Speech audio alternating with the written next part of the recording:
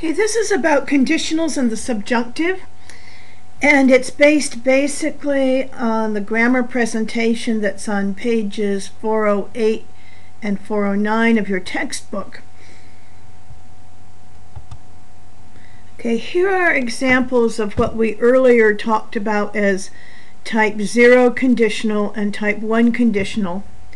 When I make a statement about something that's always generally true, I have an if clause and a result clause that are both in the present tense.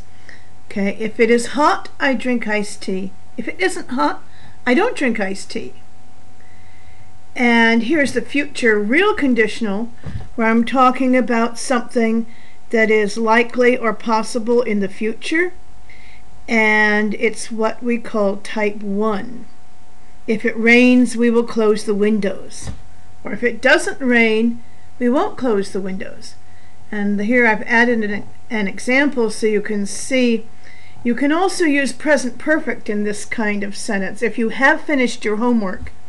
And you can also, in the result clause, use a modal. We can have dinner.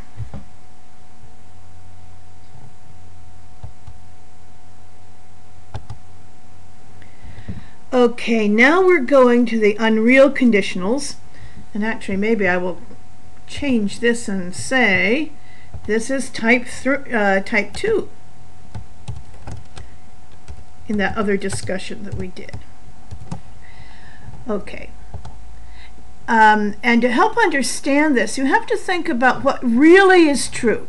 These are real, actual situations. It is rarely hot in Antarctica.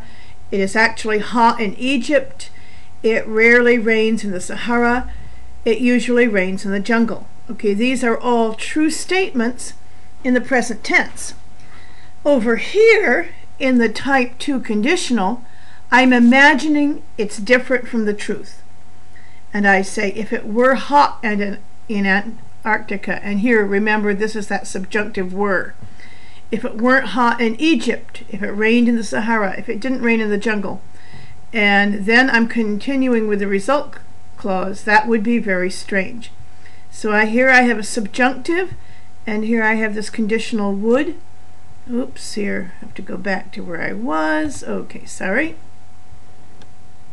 If it were hot in Antarctica, that would be very strange. If it weren't hot in Egypt, that would be very strange.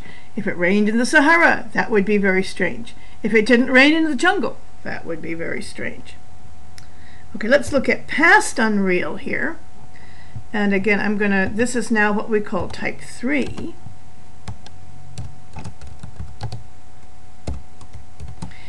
And here you're doing the same thing in the past tense. And you have to think about actual situations in the past tense. They stopped, so they were late. They didn't drive past the old man, so Donna didn't buy the chest of drawers. They helped the man, so he sent a gift. They didn't drive past the old man, so he didn't go into shock. Okay, these are the things that actually happened or didn't happen. And over here, I get into the past conditional, the past unreal conditional, imagining what would have happened if it had been different from the truth.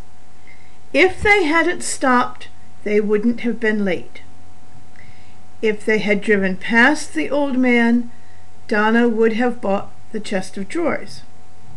If they hadn't helped the old man, he wouldn't have sent them a gift. If they had driven past the old man, he would have gone into shock.